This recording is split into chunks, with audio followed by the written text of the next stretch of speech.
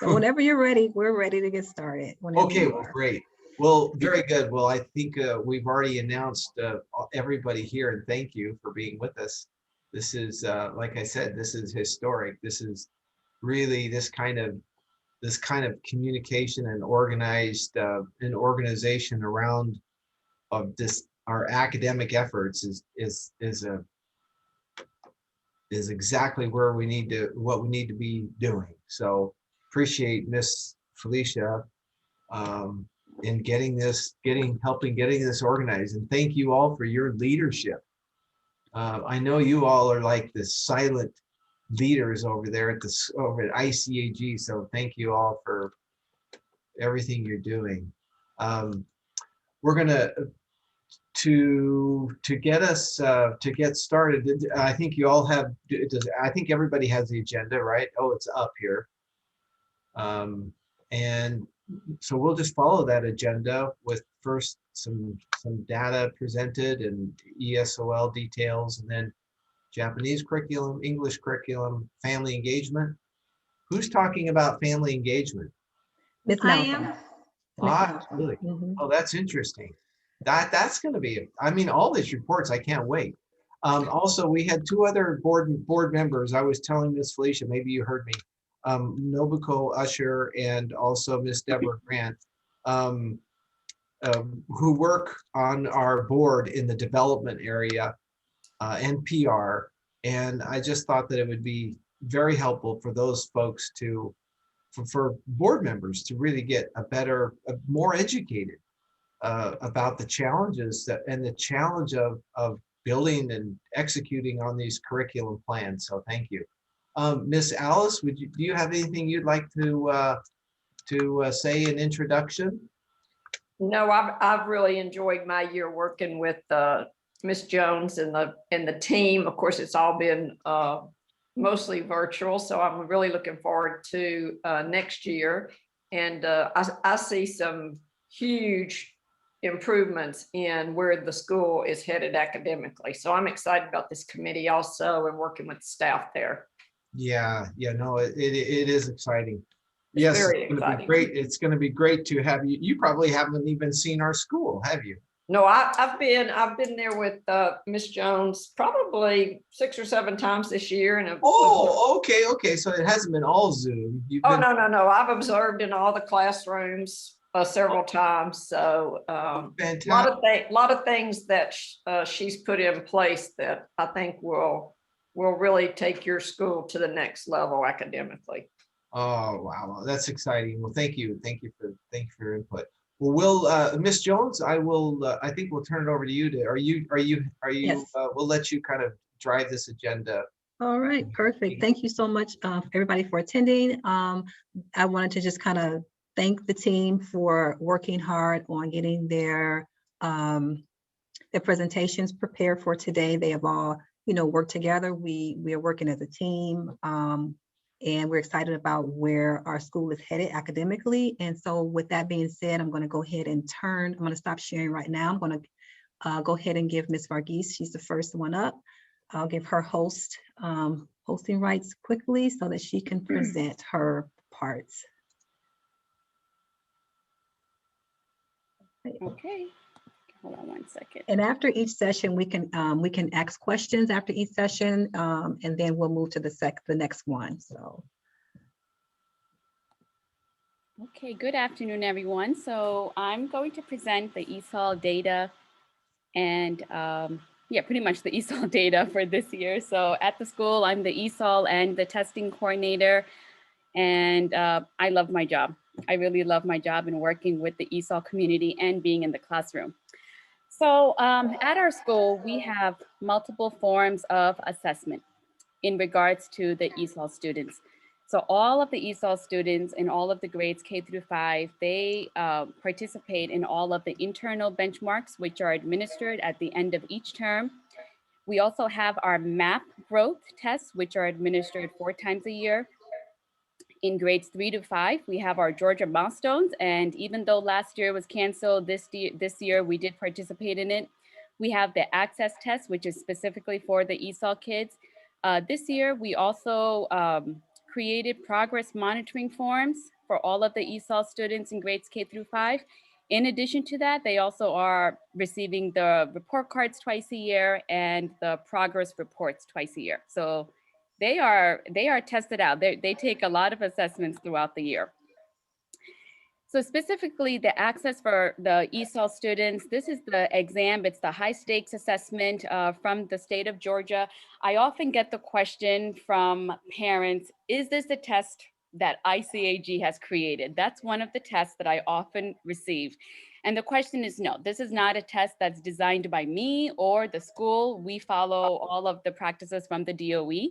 So this is a state test. It's the annual test to measure the English proficiency of our ESOL students.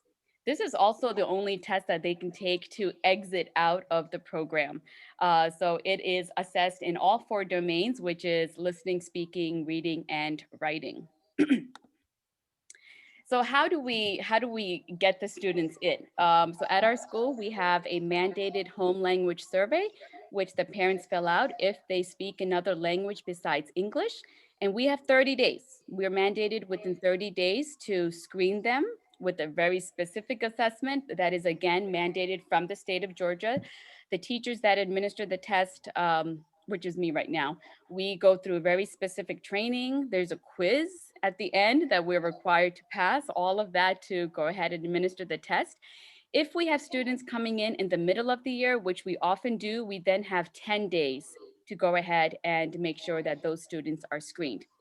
The only way to exit the ESOL program is to participate in the access test. So which all of the students, we just finished the access test, I believe in March.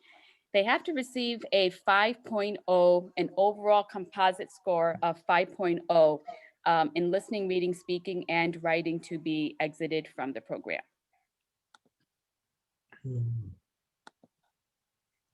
Hold on one second. I think I'm frozen, but hold on.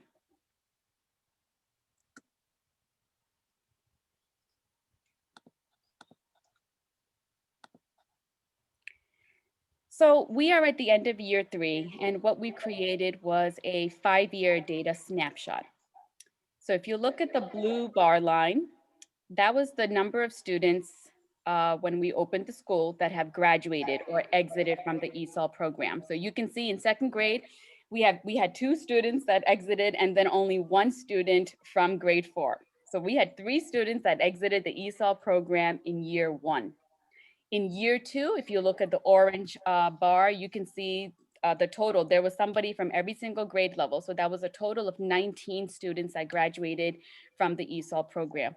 You can see specifically in kindergarten, there was nobody in year 1 or year 2 that was exiting from the program. And I must say, it's very difficult for kindergarten students because they have a different criteria to exit the program. So we have not had any kindergartners exit the ESOL program yet. So we have not received the data for this year's access test. They will be released on May 25th. And when we receive the data from this year, we can also include that to the snapshot. So the essential questions that I use to monitor the data is, what are we doing with the data? Do we just receive it and just keep it in a folder? How do we use the data to inform our instruction? And what are we using the data to plan, prepare, and assess our English language learners? We want to use the data. We want to use the data to drive the instruction of our school. And so one of the ways in planning, we want to make sure that all of the ESOL students are served on our schedule. So in year 2, we wanted to kind of recreate the schedule a little bit so that there was an ESOL teacher in every single grade level.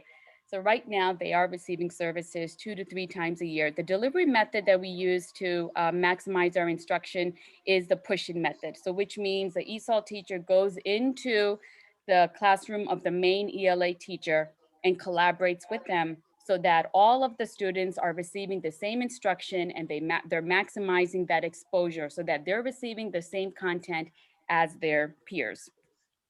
When we prepare, we want to make sure that our teachers are collaborating well. So the other question that I often get is, am I designing my own ESOL lesson plans? And the answer is no, I'm not. I work with the main ELA teachers and I look at their lesson plans, and then I may use my instruction differently, but if they're doing informative text, I'm also delivering informative text. If they're learning about World War I, I'm also teaching about World War I. And one of the key reasons why we do that is because they only see me twice a week. So when they go back into the classrooms and the teacher's talking about World War I or informative text features, we want to make sure that those students had the opportunity to already preview or know those key terms already. Some of the strategies that we use is small group. We use anchor charts, graphs, visuals, dictionaries, scaffolding. We want to modify any instruction or assessment. And then at the beginning of the year, the teachers received a list of accommodations that all of the ESOL students were also able to have. So this year, we use the WIDA descriptors to create progress monitoring forms, which we give out in the fall and the spring.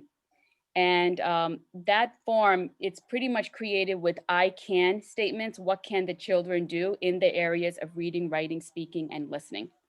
We also have a remedial class for students. And one thing that we can do better, that I can do better, is the remedial class started off with only the students that received a certain overall proficiency score or less than.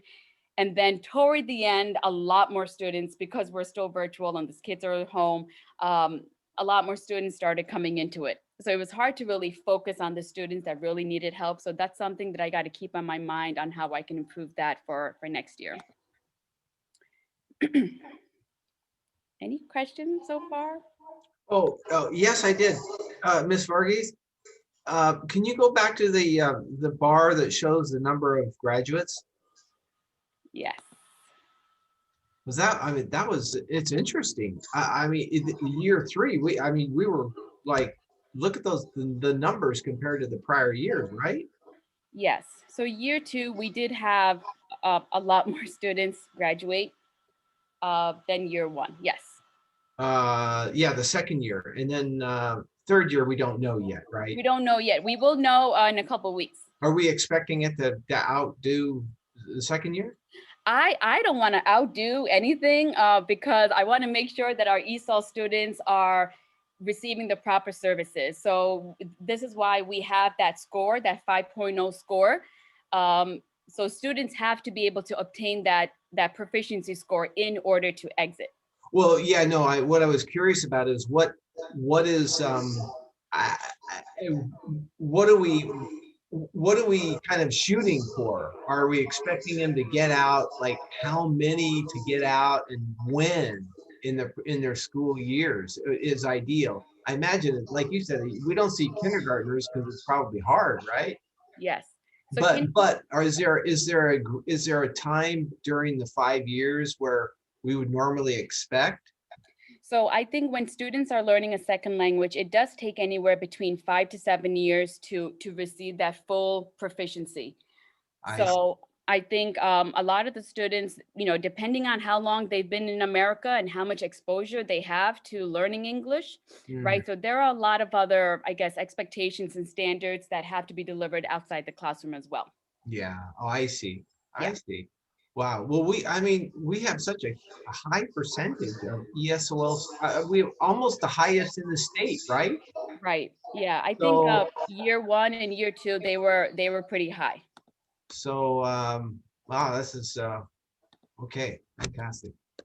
So this year, I wanted to create some type of, how do we keep track of, instead of me looking back on so many different papers, I wanted to create some type of tracking system to measure their overall proficiency. And this is the actual data. I just removed the students' names, but you can see, for example, in 2019, this one student got an overall proficiency of 2.2, which is very low. So they would probably qualify for that remedial class. In 2.7, in 2020, we can see that they've improved, right? There was a little bit of growth there. We can also see sometimes that there's a larger growth, 2.5 to 3.1. And so I wanted to kind of create a system to see how well they're developing throughout the years, and then to see in what areas would they also need the most help. So these proficiency scores are kind of compiled with a certain percentage from the reading, listening, speaking, and the writing. Okay, so I'm just going to go back to my main score here. So moving forward to this next year, which is year four, we did submit an ESL survey to parents. We were very curious to see what is working at ICAG for the ESOL program and what is not working. So we want to use some of the feedback that the parents have made about our ESOL program. We want to use some strategies to improve the program further for year four. We want to closely work more with the ELA teachers. We want to be able to make sure that they are also equipped in delivering the instruction. We want to use our scope and sequence. It's really important that the teachers are familiar with differentiated instruction in the classroom. And again, I want to go back to really helping the students that have an overall proficiency of less than 2.0 at our school. So as I mentioned at the beginning, we have multiple forms of data. We are a data-driven school, which really helps us to move forward and to change, right? We want to use the data to either change or to reestablish any type of guidelines. And we have programs in place for the students that are low achieving, which is our RTI. We have our special education assessments. We have gifted, right? We use our COGAT to target the most advanced learners as well. But then what do we do with all of this data that we have for all of our subgroups, for all of the students? What do we do? There are 4 things that we do using all of this data. We want to teach students to examine their own data. And something that we have established this year is one-on-one conferences. All the teachers are using one-on-one conferences in reading or writing or math in any area that they feel to create documents, any type of student samples, and they are providing feedback. Some of it will be how we can improve your writing, how can we improve your reading, weaknesses, strengths, and it really gives ownership to the students when they see a real clear outline of what they can do better. We want to establish school-wide data, so we do have data talks once every term, and next year we are going to definitely get better with that. And then we want to maintain some type of district-wide data system, which all of the teachers are keeping track of. So that is the end of my presentation for data and ESOL. If you have any questions, Wow, that was, take questions. how have you managed to get your arms around all of this? I just do it. It's been a learning process, but I've loved it along the way. Wow. It's I'm kind of curious, the number of ESOL students that we have, the percentage, what's our percentage? Right now, it's probably like 35 or 36% maybe. That are No, is it in the ESOL. For some reason, I thought it was like 50%. Is it 50%? Junko-san, is it? Oh, she's muted, Miss Jones. Junko-san. Help me out, Junko-san. What's the percentage?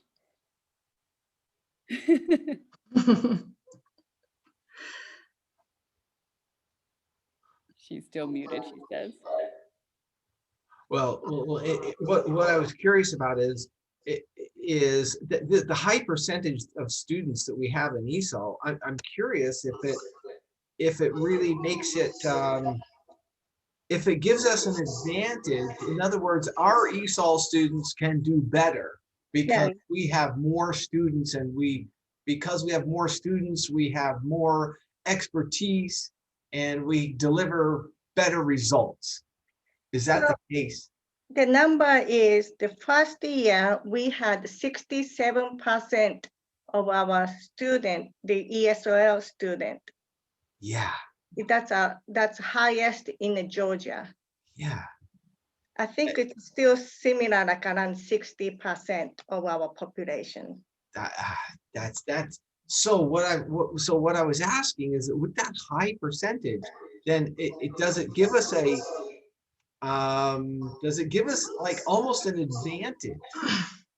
In other words, are our ESOL kids actually, do they have an opportunity to do better and to make bigger gains because of this bigger community, essentially? Right. Right. So remember that they participate in all of the assessments. Right. And when we look at the assessments, we can really tell, who's really doing well in reading and in math. And a lot of the ESOL students, especially in the areas of math, they are doing much better. I see. And then the students that are not, we have programs set up, right? We have EIP set up to really kind of gear in or go a little deeper and really help them out as well. Fantastic. Okay, yeah, I don't want to have her. That was a very informative. Thank you. And if I could jump in too, I think too, something that we're really focused on as a school, as far as like you talking about having a bigger group of ESOL students, I think we're focused on instructional techniques that work for ESOL students, but also work for all learners. They're just good, solid instructional techniques, using a lot of visuals in your instructions. So I do feel like overall it improves achievement, not only with ESOL students, but certainly it does, but also with all students. So Excellent. Those are the kind of things we have to like publish. Let the world know. Thank you for that.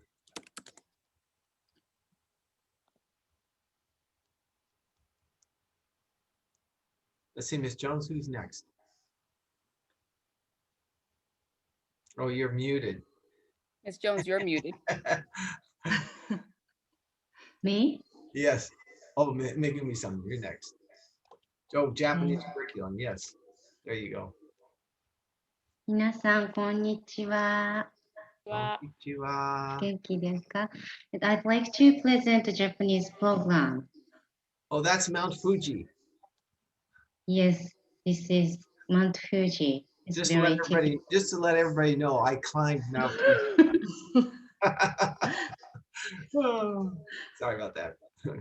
Okay, this is agenda. I'd like to talk about the Japanese immersion program this year and the next year. And the website said our school is Japanese English dual language immersion state charter school. So immersion is a key point in our school. And I think all parents research the con and the pros about the dual language immersion before they send to their child to our school. And of course, there are so many benefits to studying in immersion school.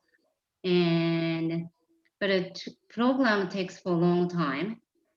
But we hear of higher academic achievement, great cognitive skill, and the social culture skills, and being economically more successful than monolingual in the future. So we see a lot of good, excellent aspect. And this is our ratio. And this ratio is what we are studying. So Japanese is quite a unique, different language from like Latin family language. So it takes quite a while. So let's talk about 2020 dual language immersion summary. And Japanese math, we had a 4 times school-wide benchmark assessment, and the score has increased. Term 1 average score was 51.3%, and term 3 average score raised to 73.1%. And the term 4 only second and the fifth grader finished. So, but still, score raised to 79.5%. We are very happy about this score. And I'd like to introduce what I'm doing during the class. And for example, second grader, and we completed multiplication and the division with remainder. And I usually selected important word in the class, and the student has to, it will be a key word for them, like, multiply times it's kakeru, or tasu is plus or add. They have to write it down. You have to learn, and then they know the keywords, so they have to take the note. And we're working on speed and accuracy. And first of all, first, our COVID started using Zoom class, I used a lot of PowerPoint and already typed like application, but it didn't work for the smaller children. So I changed it to old-fashioned way using a document camera, and I'm showing my hands and writing, and they have to trace, what I did, and it worked very well. They could engage better and they understand better. Okay, the net, okay, and social studies and science, Japanese teacher following Georgia standard basically, and collaborated with English teachers. But sometimes, we introduced the Japanese culture and the event during a social study class. And we did a project, and the second grade did fiction and motion. For example, English teacher, science teacher did experiment, and ELA teacher taught cause and effect. And social study teacher, we introduced Olympic, and we learned friction and motion through the sports. And Japanese teacher, math teacher taught how to measure the length. And the Japanese teacher invited board chair, and he played the cello in front of them, and he explained the I'm sorry, somebody Stick came. and slip. Stick and stick. And also he explained how ballerina dance, like motion and friction. It was a very great experience for kids and teachers. Yes, And and I learned what stick and slip meant. that was great. Thank you. Yokata. And the next page, yes, I'd like to talk about the JLA and the JSOL class. And this year, July 25th, we were back to the original plan, which means immersion method. Immersion outcome will take a long time, and it's called like 3 to 5 years. But due to Zoom class, it was hard to do our push-in method. So we did 10 minutes total immersion class, and 20 to 30 minutes we divided by 2 classes.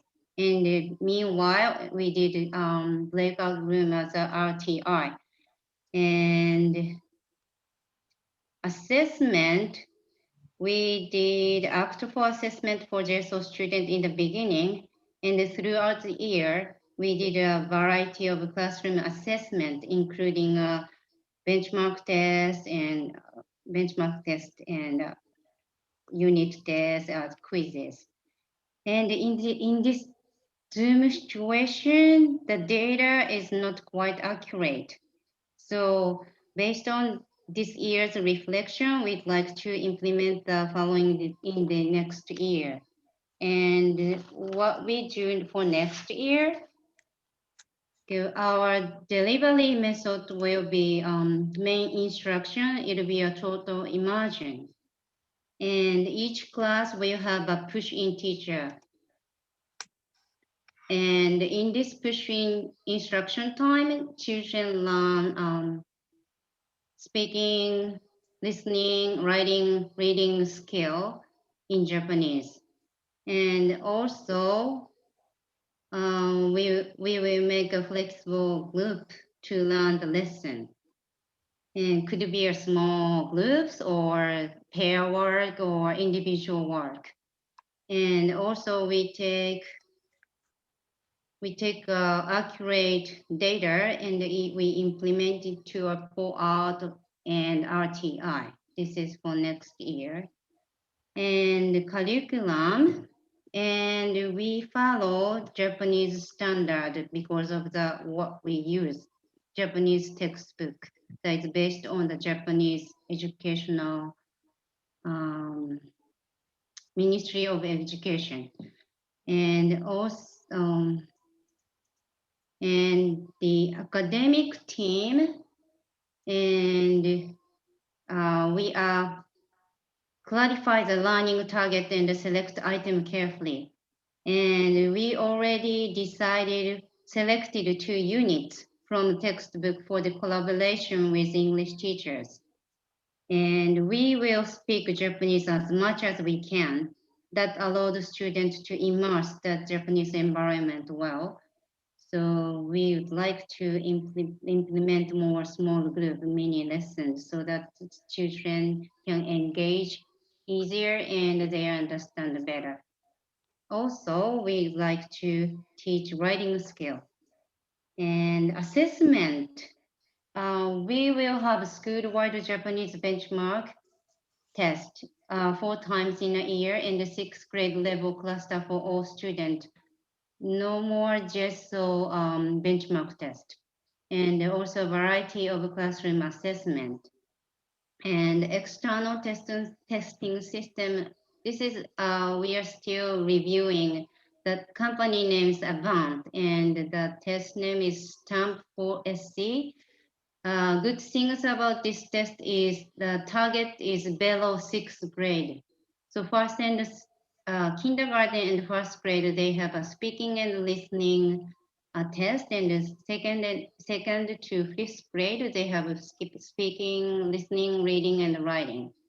And the next year, we'd like to collect accurate data and implement to our instruction. Okay, thank you very much. That's it. I was going to ask, when do they take that benchmark test? 4 times in a year, beginning in October and term 1, term 2, term 3, term 4, end of the term. Oh, wow, wow, wow. So it's very, I mean, is this Avant? Is this a Japanese is this Japanese? Yes, this is Avant is Japanese. This criteria is matched to the Act 4, but is connected to the field of biliteracy. Is that right, Ms. Jones? I think like connected to seals of biliteracy. It's like Georgia state doing that kind of award for the high school student. Oh, I see. Okay, I'm sorry, I was muted. Sorry, I was trying to unmute myself. Okay. Sounds great. Yeah, so the Japanese program has gone through several changes. And like Ms. Bush said, we will no longer be using JSOL at all. That term is not going to be used at all. We're strictly going to be focused on immersion and immersing the students in the language. If they need help, we'll put them through the RTI process or the MTSS process. Oh, I see. That's interesting. No JSOL, because the idea is that, hey, this is that's interesting. Yeah. You're replacing JSOL with just immersion. Yeah, I mean, that's the purpose. We need to immerse our students in the language. So, and if they do need help, we do have that extra person pushed in the JLA classes.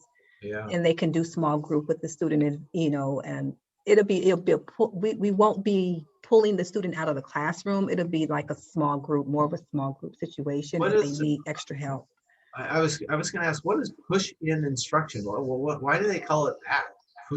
Because you have a teacher pushing into the classroom, helping the students. So in addition to the regular teacher, there's an additional support there, another teacher pushing in or going into the classroom and probably working with a smaller group on the main lesson.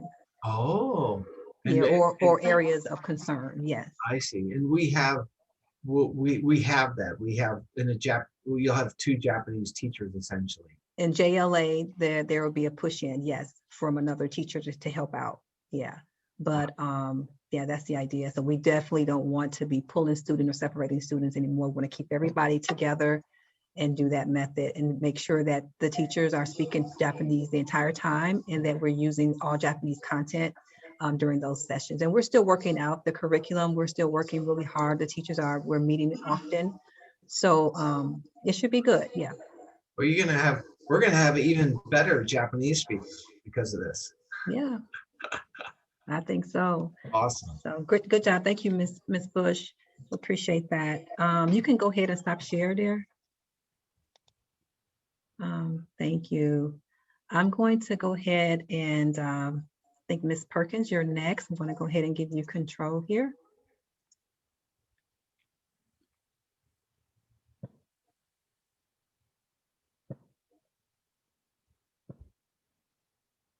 Okay. Okay. So I'm going to be talking about the English curriculum, but about the push-in method, it's a lot of research suggests that it's actually a better way for instruction and support. Okay, so here's my agenda. It's a little long just because I get talking and I forget points. So I always have to make sure I put them so I don't forget. With the English curriculum, we're just going to go over map data, the benchmarks, pacing guides. We're going to look at instruction, documenting the needs of our students, and then, of course, SPED as well as next year. Okay. All right, so map testing. So I know Ms. Fergie started talking about it, and there's a big difference between our map testing versus milestones and benchmarks. Map testing is solely used to measure student growth. It's not necessarily grade level specific. If a child masters second grade, it's going to keep going third, fourth, and fifth to figure out exactly where they're at academically. When we did this last year, we saw a very steady growth throughout the entire year, and you could see that our students were growing. What helps with this is we get to see when our lower students come in, even those that are new to the English language, we get to monitor their growth and how much they're understanding, even if it isn't on grade level. So we get to see those successes that we wouldn't normally get to see in the normal curriculum.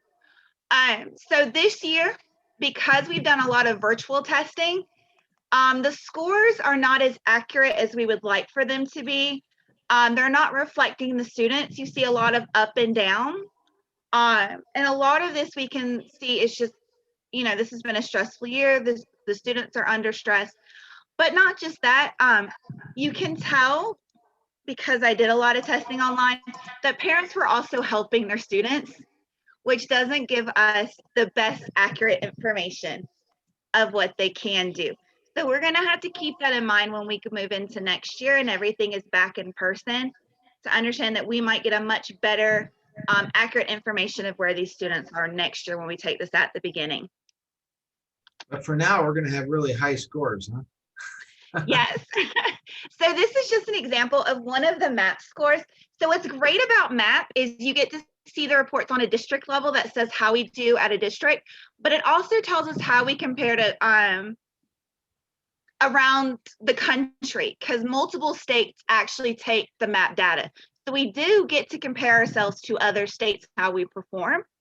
You get to look at it as a district level as well as a class level, and you also have individual student reports. And these individual student reports can be an overall, this is how the child is doing, down to the specific standard that they're ready to learn. So it gives us so much information that we can use in order to create small group. This is just an overall look at a student. So for this one, this was our math report. It just shows that we have two students, which is 12% of our second grade for this class. That is in a low category, low average. And we get to see like 38% of our, 35%, sorry, it's small, of our students are considered high, which means they're actually above grade level and need to be pushed into higher level thinking and standards. The map can break it down into small groups for you as well and tell you exactly what needs to be worked on. So for our next steps, we are going to use MAP to drive instructions in small group. It gives us a lot of information. We are going to use it to as one of our ways to identify EIP students, and that just means students that are typically 2 grade levels below. We're going to use MAP to drive that instruction for EIP because that is our goal, to hit those gaps to help pull them back up to where they should be. We are going to look at testing. We are going to try to move this testing into March instead of April. We have this, or May, I should say, we did discover that our 3rd through 5th grade got very overwhelmed. They took a total of 12 different assessments in less than 3 weeks. So it was a lot for them, and they definitely got tested. They were tired of testing by the end of it. But what is great about math for our 3rd through 5th is it does give us a projection on how those score on the milestones. So it'll also tell us what we need to hit really hard in April before they get ready to take the milestones. Okay, so benchmarks are a little bit different. Like I said, they tell us what they've mastered as a grade level standard. So they only look at grade level. They don't look at anything but those grade level standards. We are definitely seeing growth this year. Again, some 3rd through 5th data went down, but again, it's just because they took so many exams or assessments at one time. So next year we do need to stretch that out a little bit more. We saw the major decline we saw were in 4th grade, 5th grade. They still did really well. I was really proud of them for it. But again, we use this data to determine what we need to reteach. This is an example. This is actually a 1st grade math data. The 4th term, as you can see, looking at the total curriculum. Now, these students that are in green at the beginning, those are your students that you want to push. You want that higher level thinking. You want them creating and synthesizing. But as you can see, the scores do go up, which is what we want. It's okay to be in red in 1st term. We definitely want them out of red by 3rd and 4th term. Okay, so our next steps with this is we've made great benchmarks this year, but there's always room for improvement.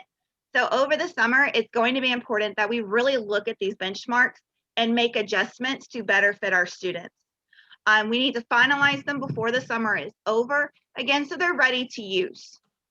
Make sure that teachers are comfortable using the benchmark data for small group instruction, and make sure benchmarks are given at the end of each 9 weeks to measure mastery. Okay, so pacing guides. So pacing guides are what we use to help us stay on track. It's really easy to stay on a standard for too long, or to go too quickly to the point that your students don't have time to truly grasp the concept. We have not had pacing guides previously. We are actually developing them now. We're breaking the curriculum down into terms, then quarters, then we're actually dividing it even further down into weeks to help us get a better understanding of how long we should actually spend on each standard. Now, this is not set in concrete. We are going to adjust it as we realize some things are going to take longer, whereas other things are just going to take less time. So this is an example of a 3rd grade math scope and sequence. This is Japanese and English math. This one is just the overall topics that were taught. And if you look at the next slide, it actually has where the Japanese standards and the English standards line up, so that we can make our pacing guides not only pace, but we're making sure that things line up. So we're doing the same thing in Japanese and in English, so the students can make those connections, and it'll help them not only learn the language, but see the concepts in 2 different ways. So it does help with learning the concepts as well. Okay. So instruction. Traditionally, we have been a lot more whole group. We are moving away from whole group. We are going to limit our whole group to about 15 minutes. That is typically your instruction. That's for everybody. After that, we're going to start utilizing small group instructions, which means that we're going to base these groups off of what the students are ready for. And inside those groups, we're going to scaffold what we're teaching them. So we're teaching them at their level so they understand it. And there's less confusion for them. We're going to start with conferences as well. We started it in our 4th term, and we're going to keep going with them. This is so important because if students understand their strengths and weaknesses, they will only improve faster, because they'll know what they need to target. And it's just being honest with them. You know, as an adult, we might not like to hear what we're bad at, but it also helps us grow. And we're going to be training our students with the same way. And we're going to start with 2 conferences per term, and we're going to add conferences each term until we're comfortable, we understand them, and they just become an everyday thing. We are actually getting a new program next year to help us with documenting. We have not been able to document this year as we would have liked and how we have in the past. And again, that's because most of our students are virtual. You have a lot of extra help, which I have to say I'm even guilty of because I have a child with a learning disability. And it's so easy to just sit next to my own son and help him a little bit more than maybe he would get normally. So we're definitely going to dive into our RTI and SST process. This is a process for students that are they're having a hard time learning. And what we do is we try to figure out their learning styles. Are they a visual learner? Are they auditory? How do they learn best? And supplying them with those materials so they can learn and feel successful. We are going to start back with this full force in August. They do require weekly assessments and monthly meetings where we'll talk about the students. Now, if the students go through the tiers, then we get to special education and testing. One of the things we still need to remember is even though, let's say they go through the testing, the documentation was there and they were diagnosed with a learning disability, we need to still make sure that we're collecting data, and we need to make sure that we're monitoring their success and what isn't working, because IEPs are fluid documents. We can change them at any point in time to meet those students' needs. So we just need to make sure that we're continuing that documentation. Next year, so these are some cool things that are coming next year. We are doing a universal template for lesson plans and newsletters. And again, this is just to help bring down some of the confusion. We are going to have grade level websites that all look the same, so parents will know where to get their information no matter what grade their child is in. That's also going to help with the newsletters as well, because if everything looks the same each grade level, there's less confusion and parents know where to go to find that information. We are bringing our Chinese program next year, which we are super excited about. We actually will have a school counselor who will also work as our social worker. We will have one on site next year. And then one of the other things that we're excited about is to continue our projects that go with all the different classes, so we can bring them all together so they can see that Japanese and English curriculums can be combined and they can make those connections across the board. Okay, that is mine. Fantastic. Now for questions. That is it's amazing. It's amazing how the spectrum that is covered. It's like, whew. Okay. Any, hold on, let me reclaim host. Are you trying to? Okay. Ms. Sauter, did you have something to say? I thought you were saying something. I did, yes, but you had to unmute. I just want to say too that I think it's very important, Mr. Johnson, when you said you had wanted to include a couple of more board members that, yeah. And I've talked with Felicia about this a lot. My experience was all in Cobb County, 38 years. As a school district like Gwinnett, you have a team of people that do all of this for the staffs. When you're in a charter school, you're sort of there by yourself.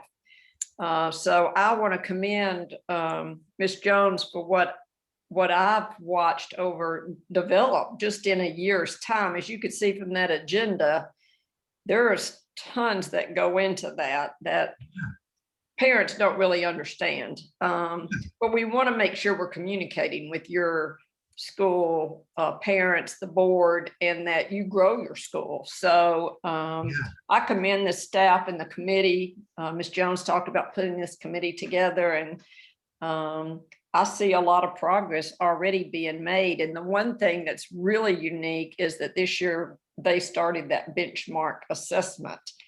And it's hard for teachers to develop benchmark tests because that's not what we're really trained to do. But you've got to monitor where the students are. It can't just be, I called it the shotgun approach. Everybody gets the same instruction. That's why a small group is so important. So just, it's a lot to digest, but this team is really working hard, and they've got a lot of work to do over the summer too. So, and Ms. Jones is to be commended. She's reached out to resources for the immersion program. So I just want to say thank you to all of you, and it's for putting this program together. I've learned, so I'm sure you have, Yeah, Mr. Johnson, also. yeah, it'd be great to, it would be almost worth it to have this entire presentation at our board meeting, really. And we'll have to think about how we can do that efficiently. I agree, that would be important. Yeah. I am recording this, so it'll be available so people can view it again. So Okay, yeah. that'd be great. So we have one more presentation, Ms. Malcolm. I'm going to go ahead and give you control now. Let's see, and you can unmute yourself. Thank you. Hello, I'm Miss Malcolm, and I'm here to present on family engagement. So I'm going to go ahead and share my screen. All right, so let me pull up, and we're going to use that in just a little bit. And Megan, I actually used the same presentation that you have, so so we have the same template. All right, so family engagement at ICAG. And again, my name is Julie Malcolm. I will be covering family engagement, and right now my current role at ICAG is I teach kindergarten and first grade, and I teach ELA, and I teach social studies as well. Also in kindergarten, I actually teach all subjects in kindergarten in English. So so that's my role. So I want to go over, this is over family engagement, but I want to go over what role does family engagement play at ICAG, and what do we mean by when we say family engagement? So how ICAG defines family engagement, and because I know when I think of family engagement, I think of relationships, I think of meeting people, I think of fun, and so while that is a part of kind of our school culture, family engagement at ICAG is, as you're going to see, has kind of a different kind of a different role. So I'm going to go ahead and pull this up. So this is our school culture map.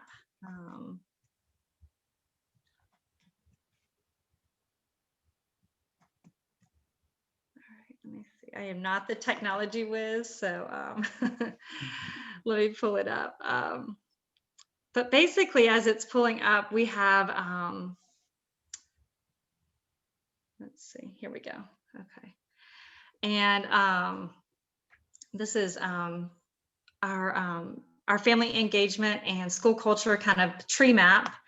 And thank you to Ms. Varghese for, she actually made this. So at the top here, we have school culture. I'm going to kind of move it down. Hopefully, is it big enough, Mr. Johnson and everyone else? Can you guys? Yeah, I think we can see most of it. Okay, good. Okay. I'm trying to maybe zoom in just a little bit. But anyways, kind of at the top of this map, we have school culture. And then we have kind of what typical things that I think of when you think of even engagement in school culture. So you have things like Spirit Weeks, celebrating different heritage months. So Hispanic Heritage Month, Black History Month. We're also celebrating, seasons and things that go along with the seasons. Of course, we have so many cultural presentations as well. So we still have that as engaging our families and as our school culture. But what we kind of want to create also, and what we want to strengthen, and what my main focus today is to talk about this academic family engagement. So really engaging the families and parents and the teachers also too in this transmission of knowledge between parents, between teachers and parents, and really getting parents on board with academic needs of our school and things that we're working on, driven of course by data. So really one of my main focuses is to talk about academic family engagement. What can we do to engage families academically? What can we do to help parents understand content that their child is learning? And then I'm not going to talk about this as much, but another branch of our school culture is service learning. So things like food drives, coat drives, that's another part of our school culture. So this is just a little map to show you kind of things that we're focused on, and as far as kind of our school culture. So I'm going to go back to my presentation. All right, so going to, and this is actually one of our little culture events that we did this year, but kind of going into research. There's so much research out there about ways parents can be involved and how it affects students' success and student achievement. So I'm just going to pull up one thing that I found. See if I can get this right this time. Let's see, here we go. This was kind of this I actually pulled up from it was a website that was, they were promoting their product, but it was kind of a current status on parent engagement. It kind of painted like a dark and gloomy picture, which I don't think is the same as ICAG, but I found this really interesting, that this was one way of communicating, or one way of parent engagement, was that tailored messages from teachers to parents resulted in improved attendance and reduced student dropout rates by 41%. So building that relationship between parents and teachers in this vein of academics really improves student outcomes. It improves attendance, it improves dropout rates, leads to higher achievement as they go through life. So it's just, we want to be intentional and impactful about ways we're engaging our families academically. So, and then of course I had, I had pulled up, I wanted to show you, of course, you have seen this. I know I've seen it before with my own children, but why read 20 minutes at home? And basically the data shows that reading just 20 minutes a day, that the data says that students that read 20 minutes a day score in the 90th percentile on standardized tests. Students that read 5 minutes a day will score in the 50th percentile on standardized tests. And then 1 minute a day in the 10th percentile. So it really does have an impact on student achievement and increased test scores, and just opening up more opportunities for those students in their future plans and future lives. All right, so going back to the presentation. Sorry, I think I was curious. I was curious, how many are our teachers engaged in this customized messaging to parents regularly? Do we have a goal we shoot for? So this is that was more of a you know, and I like a fact and a score, but we're not doing this yet, but we are in kind of this planning stage. So that was just one example of how that's not something that we're doing currently, but it's definitely an advantage of the academic family engagement. Right. Great. So yeah, so to go over kind of our 2020-2021 school year, some of these are cultural events, some of them are cultural events, and then some of them are kind of more academic focused. But we had our service learning, so our toy drive benefiting the Gwinnett Children's Shelter. We've had some spirit weeks where we've had dress up days, and we're getting ready to have another kind of school culture event coming up at the end of May. We've had family fun nights, which have been really fun, just to kind of have just some time with the kids and be able to do something fun. We just had one at the end of April. We have an end of school culture week. We had lots of welcome events at the beginning of the year.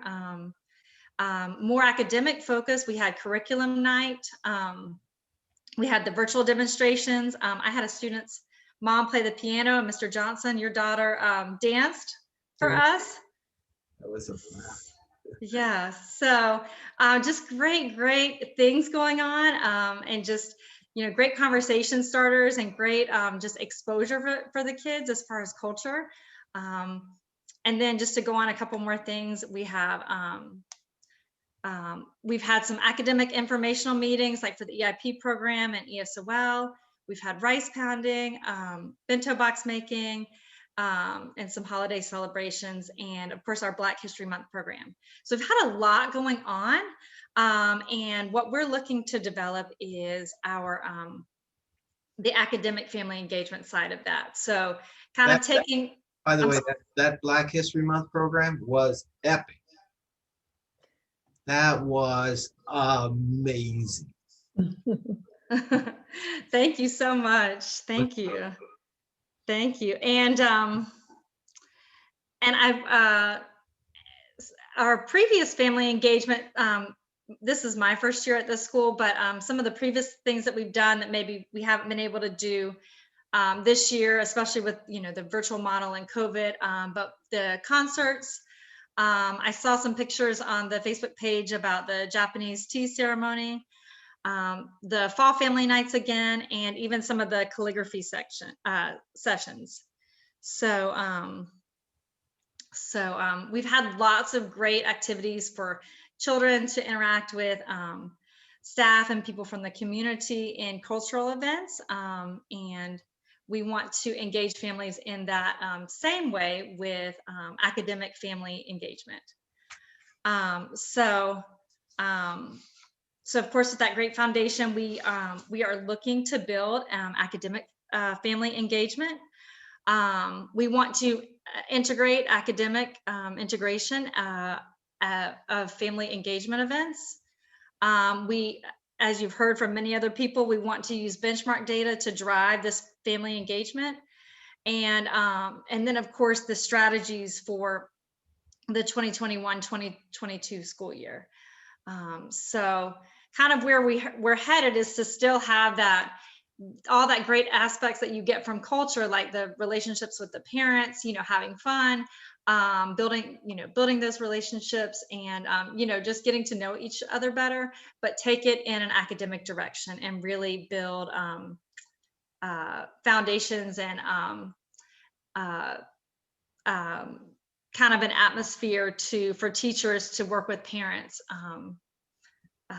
to engage parents in helping their students at home and with academic integration. So the first thing that I want to talk about with our family engagement is just the academic integration. So we will make our family engagement nights academic focused. That was something that we want to be really intentional about, and really we really want to focus on, and kind of like make this a separate program under school culture. So teachers will present strategies based on academic needs to inform and empower parents to help children at home. And we want to make this a fun learning experience for parents to learn some of the strategies that we use. So just kind of in thinking about this too, it's kind of in thinking about this academic integration, just showing parents what we do and maybe what even comes natural to us as teachers and what we've learned and through research, but also kind of showing them this is what we can, this is what we use in the classroom. Here's how you can help your child with this particular standard or this subject, or clearing up any misconceptions, because sometimes there's things that you're teaching one thing that comes to mind for me is when you're teaching children how to read, there's some words that you cannot sound out. They're not regular. And so kind of the old phrase, like, just sound it out. That doesn't work for every word. So just kind of teaching parents how to teach kids and academically engage with them is the focus of this program in this section of our school culture. Again, we're totally data driven. We want to use benchmark data to drive this program and what we're going to be working on. I took the benchmark data for, I did not include 5th grade because they'll be leaving us. And so I wanted to focus on the kids that we would have currently. So our data that we have is this is an average of K through 4 in 2 different subject areas. So for reading, our average of our benchmark scores, and this was for term 3, was an 86.75 in reading. And then in math, our average for term 3 for our math benchmarks was 78.75. As you can see, reading's a little bit higher than math. So in kind of developing which way that we'll focus, right now math looks like it is a little bit lower on our data. So why is academic family engagement so important? Really helping parents to understand the standards that we are teaching, what depth from students that we're looking for when we teach a standard, and really thinking about the level of difficulty of the standards. So, and the critical thinking and the higher order thinking skills that some of our test items and our assessments are using, and really teaching parents, how to work with their kids. Kind of passing those strategies that we use and our knowledge, kind of passing it on to parents. So I wanted to show actually looking into some standards because this is a kindergarten. I have 2 kindergarten standards that I wanted to look at.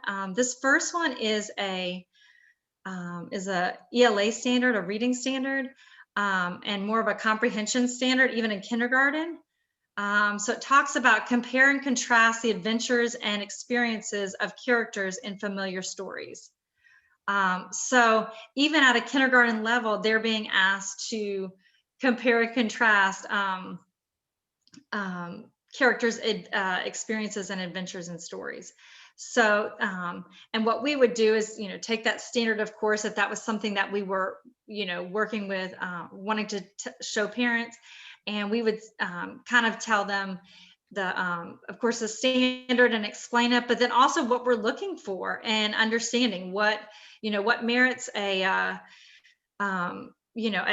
proficient student, what merits an approaching student, what merits a student that needs improvement on both, assessments that we give and, but also that the state gives. So just the rigor and the depth of standards has really increased. And it's definitely kind of new for this generation that that the depth and rigor of the standards has increased. This is also a kindergarten standard, but compose and decompose numbers from 11 to 19 into 10s and into 10 ones and some further ones to understand that these numbers are composed of 10 ones and 1, 2, 3, 4, 5, 6, 7, 8, or 9 ones. So really digging deep, even in kindergarten, into this place value and math, and just so different than the way that I was taught, and especially at this age. So, and understanding that, that the kids really have an understanding of place value, even in kindergarten. And even if they were able to solve the equation, we're using language like compose and decompose, and even in kindergarten. So really understanding this is how you make a teens number with a 10 and some extra ones. So not just the traditional algorithm, but really understanding, okay, this is how I make this. So definitely a depth of standards for sure. And just it's why that we want to kind of engage parents and provide kind of provide some trainings and some family nights and things like that for parents to come and see how we work with students. So again, we are in the planning stages of this. We're still, but some of our family engagement strategies are to use online resources and to use them in an effective way, to have tips for struggling students, to work on teacher and parent dynamics. So, you know, how are we interacting with the parents? How are we being supportive of students and parents? Social media and cyberbullying, reading strategies, and homework strategies.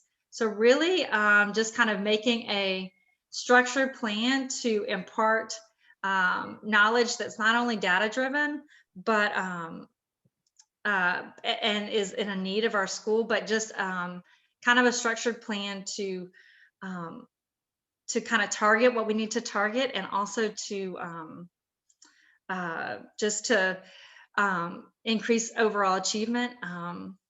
And another thing that I wanted to say too about this is, although we do have a structured and organized way that we're going to work on this, and we're going to look at data before, we're going to look at data after, we're going to see, you know, are they improving on those standards that we want them to improve on?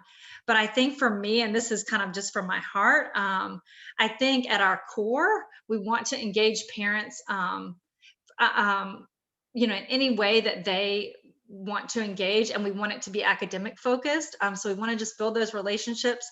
So although on our end, we want to present knowledge, you know, and be very intentional about presenting our knowledge and strategies, and do things like family nights, but academic focused, or maybe some other, you know, kind of engagement, whether it's just like, you know, an email, but it goes out every week. But on the parent side, I think for me, I want the parents to be able to come and feel comfortable to ask us for help. So I feel like that's really on my heart as far as parents are concerned, because whether your child is struggling, whether your child is not struggling, we always want to engage and take your children to the next level academically. So that is my presentation, but this is, and my last slide just said, let's do it. So we want to really focus next year on academic family engagement under school culture. So thank you. Thank you, Ms. Malcolm. All right. Let me reclaim host real quick. I really appreciate everybody for joining us. Do we have any questions from the committee before we wrap up here? I'll go ahead and. Oh no, that was boy, we ought to be talking about 20 minutes a day. Everybody read 20 minutes a day. Man, that's an interesting fact, isn't it? Okay. Of course, I remember that with when my kids were in school, but to see it in that chart like that, that's pretty powerful. I just want to mention earlier the number population of ESOL students. So first year we had 67% ESOL students in this school, and it was very great advertisement, and we were posted in one of conference held by DOE that our school was very highly noted. But Ms. Varghese, you are right. You know, once the first year passed and second year and third year, our school enrollment grew. That means our total number of students grew, but our ESOL student numbers kind of stayed. So now this year, ESOL population is 42%. I just want to make a correction. Okay, you know, that makes sense. Thank you, Ms. Jones. All right. Any final words from anyone else? No, No. that was Okay. amazing. It was amazing. Everybody. Yeah. We're sharing this with the board, I promise, somehow, even one section at a time.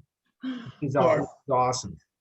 Well, I wanted to just again thank all the my entire team because they worked hard on this.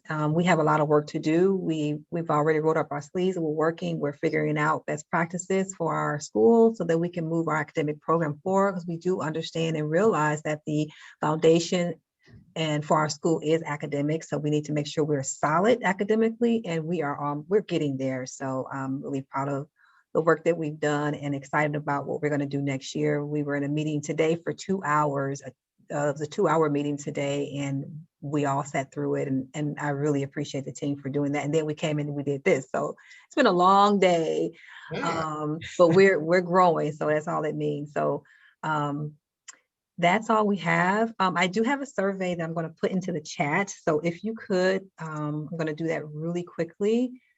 If you could just go ahead and let me go ahead and do it now. If you could click on that and Well, for all these long meeting days in Japanese, we say "ganbarimashou." Ganbatte.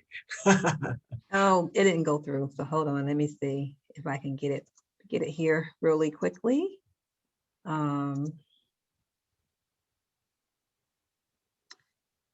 Okay, and okay, there is the link for the survey. So if you all could please click on that and fill out the survey, and that's just for information purposes for us so that we'll know how we're going to move forward with our team, any input, and after each of our committee meetings, we will have a survey just for input from the audience. So if that is all, we'll go ahead and dismiss everyone, but we appreciate you for being here. And thank you. Hey, thank you guys so much. Great to see everybody. We'll look forward to next month.